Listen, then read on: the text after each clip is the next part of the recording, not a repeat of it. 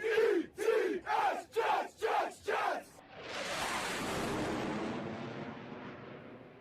Welcome to the cockpit. My name's Ryan, and I'll be your pilot tonight.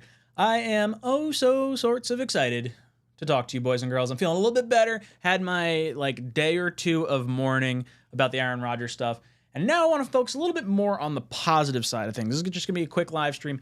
Nothing crazy here. We got the Thursday night game to take a look at, but excited to discuss a little bit of things here, and I want to talk about some of the positives. It says elite weapons. We're going to talk about them. We're going to talk about some other stuff too that was really, really cool to see Monday night, even though, the doom and gloom situation happened. Garrett Wilson. Oh, dude. 5 receptions, 34 yards, and that acrobatic touchdown. That was not a good, not a well-placed ball. Tre'Davious White definitely should have come down with that, and the maneuver that Garrett Wilson had to do to keep that ball out of his hands and score the touchdown, absolutely wild. Now, I don't expect Garrett Wilson to have the season we kind of anticipated going into the year. We were thinking 1,500 yards. I think he'll probably still wind up around 1,100 yards or so.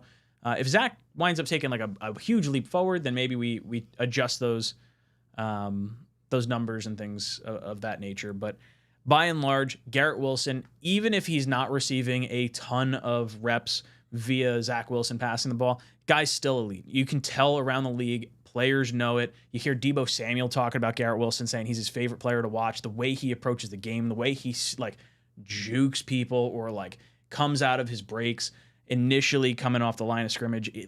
It's tough to catch this dude in a phone booth. So it's nice to see. When I think back to wide receivers that the Jets have had over the last, call it 25 years. But really, 95 was probably when I started really understanding football. I shouldn't say understanding, watching football. I was born in 89, so I'm 33. When I think about other wide receivers that we had, I'm thinking, Santana Moss, Laveranues Coles, Keyshawn Johnson, Santonio Holmes, Braylon Edwards, Marshall and Decker. Everything sort of felt like they weren't really ours. And I guess more so, Coles and Keyshawn for the brief time he was here, and Santana were all, our guy, but then Coles wound up going over to Washington, and then Santana gets traded for Coles to go over to Washington. So it winds up being this whole weird situation. And I these are two players in Garrett Wilson and Breece Hall in the thumbnail that I very, very much want to see stay New York Jets. I don't want to see any of the squirrely stuff of getting them sent to another team. And I think that sort of brings me to maybe a little bit of a concerning point is I don't want a situation where Garrett Wilson, let's say he doesn't get the yardage that he should be getting this year because of maybe bad quarterback play or injuries to other, positions on the field. I don't think poor quarterback play is going to hold him back from getting a monster contract. Now, he's also got another year. You got to go through this season. You got to go through next season before you're actually allowed to negotiate a third a third, you have to go through 3 years before you're allowed to renegotiate your contract. So I do expect him to get Justin Jefferson money based on his play so far. And if we wind up getting that level of quarterback play that could sustain top level receivers, it's only going to be more special. So wide receiver wise, we're looking pretty good. The rest of the bunch, I like Lazard, pretty solid. Hardman, we didn't get to see anything of this past Monday, and I think a lot of that had to do with Cobb likely having the game plan in his back pocket because Aaron Rodgers was starting, so you want to have him as comfortable as possible. Hardman had did he have a dislocated finger? Is that what it was in the preseason game? Had a little bit of the dropsies, didn't really feel 100% confident in him. So I think Aaron Rodgers probably had some level of input into, maybe why Hardman didn't see quite so much at the beginning. Or the entire game. Cobb-wise, I was really expecting at least a few receptions from Cobb, and we didn't get any because of Aaron Rodgers. And then really once Rodgers went out, Zach, we didn't know what was going to wind up happening with him, and you're going to have to run the ball just trying to get out of the game. And speaking of running the ball, Breece friggin' Hall. That's all I got to say. Guy is an absolute animal. If you haven't checked it out, I did release the every touch video for both Dalvin Cook and Breece Hall. They're all in one video. So if you want to check that out, it's somewhere on the channel. But, and I just got my Breece, my Beast Breece Cinnamon Toast Crunch cereal box thing in the mail today. That was, you know what? I'll get it. I'll show you guys.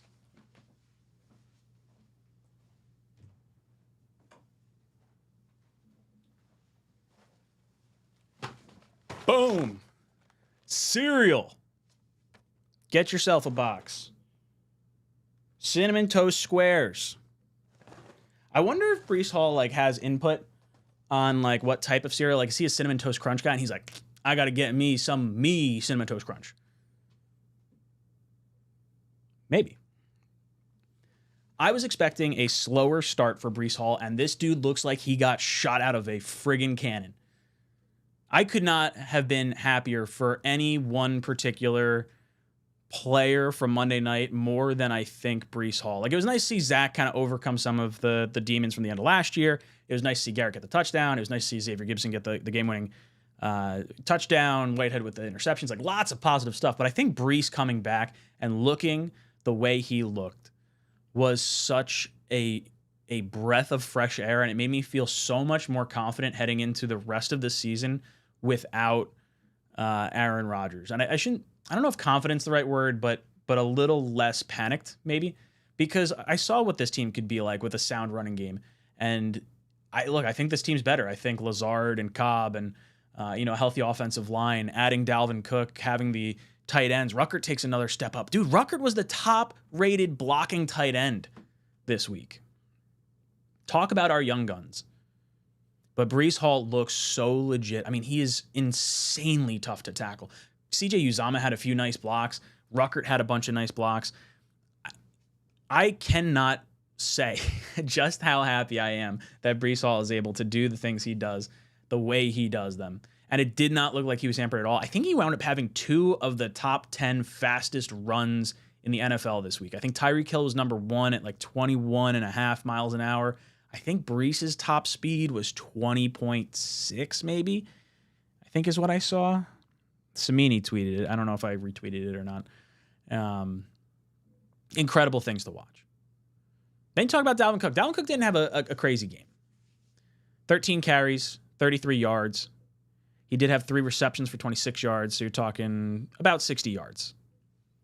Not a bad game for Dalvin Cook. I saw a few people in the comments that I've posted for the every touch video for the running backs say like, "Oh, Dalvin Cook is cooked." It's like, well, hey, watch the highlights and just kind of, not even the highlights. It's every snap. It's not even. I didn't just pull the highlights from this game. Cook got probably a little bit more of the brunt of the bad offensive line, or Breece is just faster and was able to overcome some of the issues maybe that Cook may not have overcome, like a few tackles behind the line of scrimmage, things of that nature. But Cook runs hard. Dude, I do not want to get in the way of Dalvin Cook. When you saw him out on the sideline just kind of lower the shoulder, he's like, I'm looking to hurt you. Not injure you. But I want you to think twice the next time you try to tackle me. You're going to say, oh man, I got to go his legs. Nuts. Absolutely nuts. So you're talking about your tight ends, talk about our wide receivers, talk about our running backs. Michael Carter, we didn't really see much action from him. He did have 1 reception, but then it wound up being taken down. Oh, I guess he had a rush too. One rush for 6 yards. And he did have 2 for 12 yards for the receiving. I must have missed some because I think I had him in the every touch video, and the one that I did notice him on was the penalty on Becton for the hold. We can talk about the offensive line. I'll get to the offensive line in just a second. The tight ends. Jeremy Ruckert took a monster step forward. This guy, when he finishes a block, he doesn't stop. He's like, okay, I'm looking for another mother trucker to hit. Like, I want to hit someone right now. And like watching him develop under Uzomah, because that's sort of what I see. I want to see him have the reception poise maybe that you see from Conklin, but the blocking from Uzomah. And if you can have a build out a tight end that's a Jet fan that is back in his local area, shout out to Bill Ruckert and Mr. Mitchell. Saw both you guys in the parking lot on Monday night. That was really cool.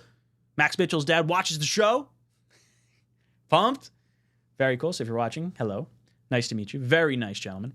They did a Jet chant as my 2 buddies were shotgunning beers. Thought that was fun. The tight ends. Wild. And we didn't even get to see a whole lot from Conklin. What did he wind up having? He had two receiving yards. He just had the one throw out in the flat from Zach, and he got like cracked pretty good as soon as he started to go upfield. So nothing. Look, I know we didn't get to see the explosiveness, like a 300-yard game or something crazy along those lines, but you can identify pieces on this team that are so elite, and I think you owe it to the whole team to make sure you have the best quarterback out there. And right now, I do believe that is Zach Wilson. I think Zach, until proven otherwise, and you may say what we've seen from Zach is proof enough. I say Zach with a new offensive coordinator looks totally different. Zach with confidence looks totally different. The plays that he hit, you're talking the screen passes, the plays out in the flat, the quick slants, those are plays that Zach Wilson does not hit last year. He hit almost all of them. He had a few throwaways, a few running around scrambly plays. But finished the day 14 of 21, 140 yards, a touchdown, interception. The interception was really bad. I did see a stat, and I wish I had written it down because I don't remember it off the top of my head. But after the interception, he was something like, a touchdown and like 70% completion percentage or something crazy like that. So he settled down. He didn't get shook the way he normally would have gotten shook. So that was really, really nice to see. And I think a lot of that has to do with Hackett. He goes over to the sideline, throws an interception. Hackett's like, don't worry about it. Next play. You can't change it. It's all right. Don't worry about it. You saw the embracing of Garrett Wilson, Breece Hall, Allen Lazard. They have twos back. This feels different. And I think some of that stems from Zach being handed the job the last 2 years. And there wasn't really a quarterback competition. And the team saw Mike White sitting behind Zach saying, we're just playing this guy with the scout team. This guy's earning his stripes. And then you saw the shirts and everything that went on last year.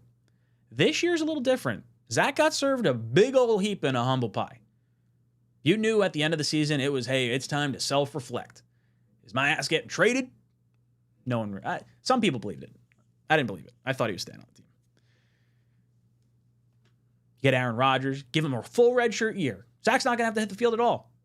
Fucking 4 plays in. Zach's on the field. Oh, geez. Well, now we're not going to be able to redshirt him the way we wanted to. But he looks different. It's the confidence. It's the things we saw on Hard Knocks, the things you saw on One Jets Drive. This doesn't feel like the same Zach that we had last year. And I think he was humbled by everything that happened towards the end of last year. I think him being the backup to Aaron Rodgers, Rodgers goes down, he's clearly the next best guy on the roster anyway, so guys should want to support him regardless. But when you look at how he sat behind Rodgers, he played with the scout team, he played with the second team, you're able to kind of work with those guys a little bit more. Like, it wouldn't shock me if Joe Tippmann ends up coming into the game at some point, whether it be a center or a guard or something along those lines, because Zach has had some level of comfort with him by playing with that second unit. And I think the rest of the players sort of acknowledge that. It's like, because Zach last year, I've said it before, he kind of put off the spoiled rich kid vibes. Like, we heard the 3-car garage type guy, and you know what? Through 2 years, I think there's an argument to be made that that's at least how it was perceived, maybe by the outside. Maybe the locker room didn't believe it, but based on how they kind of like sort of flipped on Zach. Now, a lot of that, I think, had to do with Denzel Mims being unhappy, Elijah Moore being happy. I feel like the receivers kind of are a little more chirpy, not this year. Those guys are jettisoned out of here. Mike LaFleur, the way you handle failure really dictates how the player that failed is going to react and how they're going to try and improve. And I think there was such a stressed thing with LaFleur, or like, hey, you got to operate within this very tight box. And with Hackett, I don't think you're going to see that. I think you're going to see a looser Zach. I thought his feet looked better. He still did, I think he had 2 passes where he's scrambling around. But other than that, not too bad. Oh, by the way, whoever threw that water bottle at Zach Wilson, get a fucking life. Excuse my French. I heard that like the next day or two, and I saw the video of it. I was like, who throws a water bottle? Like, why are you going to a game? I don't care if you're drunk. Don't sit down and, throw shit at the stars. This is something that really irks me. They're out there trying to make a living. I shouldn't say trying to make a living. They're making good money. I get that. And maybe there's some sort of perceived like, oh, he get paid so much money and like it wasn't a great game. Like there was no reason to throw that water bottle. We won that game. There's no reason to assault someone. It's the same thing that you see with all these fans going to concerts and throwing their phones on stage or throwing stupid shit. It's really stupid. So I just had to vent about that for a second. On the offensive line, pleasantly surprised for the most part. Becton, dude. If Becton plays the way he plays, dude is definitely getting franchise tagged or getting an extension. He pancaked 2 dudes on one play. I thought Becton looked really good yesterday. Monday. My week hasn't like progressed past Monday night. I've lived in Tuesday for 3 days. Little rough. The one thing I do want to see from Zach is finishing plays, because it doesn't feel like we have a shot when we get into the end zone or when we get into the red zone, the gold zone, if you will. Finish drives, whether that is, handing it off or run the play action. I want to see a game plan developed for Zach, and I think that's probably why you saw maybe the offense stall out a little bit more. He was not prepared to go in. Prepared in a sense of like, okay, I have to, always be prepared, but you're not expecting Aaron Rodgers to go down in the first play of the game or first 2 plays of the game. So I will give Zach a little benefit of the doubt. Game plan built around him. I would love to see some RPOs. Zach is an athletic freak. Say what you want about the between the ear stuff and the accuracy on certain plays and maybe decision making, but this kid is this kid is athletic and should be put in a position to use that athleticism. That's a tongue twister. To our advantage. Now on the defensive side, oh boy, we got some dogs. Those guys are weapons too. You can't forget about it. Like, the Jets very well may have the best running back in the league. They may have the best wide receiver in the league. They may have the best defense in the league. And I'm not talking about stats wise. Like, I'm talking backyard football. You're saying, okay, I got to pick, some of these guys. Who am I taking? When you factor everything in. Who's calling me? Getting a call now. I'll call him back in just a second. Crazy. Absolutely crazy. All right. I want to hop over real quick. I want to talk about sponsor the channel. So you guys know Underdog. They have sponsored the channel. And we made some picks last week. And because of Aaron Rodgers getting hurt, your boy got screwed. So if you guys want to play along, Underdog Fantasy, they'll match 100% of your deposit up to $100 using promo code JETS247. Now, last week we picked so when you first sign up, they give you one of these little the Aaron Rodgers thing, it was like plus or minus half a yard. I was like, okay, cool. A little booster, you automatically get one of the 5 slots that you're filling up or one of however many as an easy win. Rodgers is going to have at least half a yard. No, but what's nice is they still gave it to you. I think they just factored it in as like, okay, you're always going to get that regardless. But technically, I should not have gotten that Aaron Rodgers one. Breece Hall, knew he was going to go over 34.5 rushing yards. Tyler Bass, Jets defense is too good. 1.5 field goals. All day you knew that was going to hit. And here, Tyler Conklin and Randall Cobb, the two that really screwed me. I thought for sure. And I think if Rodgers is out there, he looks Cobb's direction a little bit more. 18.5 yards, that's 2 throws they would have had. 2 throws, you wind up getting them. And then Tyler Conklin, 23.5 yards. They were using the tight ends like crazy in training camp. He was definitely going to get that. So now I'm going to have to readjust how I factor everything in. So I threw $20 at this to try and win 200. Did not really work out the way I was planning it to work out. I did do a second one. Did 5 picks again. And I was like, oh, gonna get this one too. This one's gonna be great. Breece Hall, boom. Aaron Rodgers, under 200 or lower than 233 passing yards. Figured that was gonna be easy. I thought the Bills' defense was gonna be really good. I thought the Jets were gonna focus on the run. So those to me were the 2 easy ones. Randall Cobb again. Thought that was an easy slam dunk. 18.5 yards. Nope. Josh Allen lower than 251.5 yards. Knew that all day. He does not do well against the New York Jets, and it's something that I was confident. And it probably would have been even lower if we didn't have Zach out there, because you probably had some of that where you got the ball back a little bit too early. I don't know. Garrett Wilson, higher, 67.5 yards. Only had 34 yards. Now, we obviously focused on the running game. We wanted to get out of that game as fast as possible. Eat as much clock as possible. Now, I do want to see that. I would not take these contests the same way I did it now, or the same way I did it before. I'm going to have to alter how I do this, and we'll make new picks on, I don't know if we'll do it tomorrow or Saturday. We'll do something, but we'll go over it and we'll kind of pick what sort of contests make the most sense for this upcoming week. So your boy lost a total of $30, I think, is what ended up being the, let's see, it was 5 picks for 400, and the other one was 5 picks for 200. So it was a $20. Yeah, it was a $20 and a $10. You know what? I'll get them next time. So remember, if you do want to join along, link is in the description down below. They'll match 100% of your first deposit up to $100 with promo code JETS247. Boys, there's a lot of things to look forward to this season. I know we don't have Aaron Rodgers, and I understand where that frustration can come in, but Zach was the number 2 overall pick. The kid's got talent. The team has his back. I'm excited for this. I'm ride or die Zach. I don't necessarily... Look, if Zach stinks it up and we get, let's say we go on a 4-game skid or something like that, make the move. Go get someone else. But right now, unless proven otherwise, I really do believe Zach is the best quarterback for the New York Jets right now.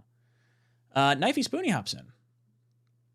Says, Dak throws for 140 yards. Dallas wins with defense and running game, and they're going to the Super Bowl. But we're crazy for thinking we can win that way. Get the F out of here. We're not crazy. We're going to be underdogs. I don't actually know what the line is right now. Like, what's the over-under or the spread? We probably, I shouldn't say probably. We definitely deserve to be underdogs. But I do think that, heck, Zach Wilson had a higher QBR than Burrow, Mahomes, and Allen this past week. If we duplicate the performance we just had, we can beat Dallas. You just beat Buffalo on opening night after losing your star quarterback. You can do this. Today drops in, says, we're getting swept by the Pats now. Don't you say that. I understand if we wind up losing to Dallas. I think we can still beat them. I want Zach to exercise the demons. Show the Patriots you're not the player you were last year. You're better than that. Boys and girls, I'm going to hop off right here. I've got going over to my friend's house, watching the Thursday night game. So if you guys have any thoughts on the elite weapons that the Jets have and what your expectations are for Zach Wilson against this Dallas defense. This is a filthy Dallas defense. Micah Parsons is a bad man. Let me know down below in the comment section. I'll probably be on tomorrow. We'll talk a little bit more. This is Jets Talk, signing off. Jets. Jets.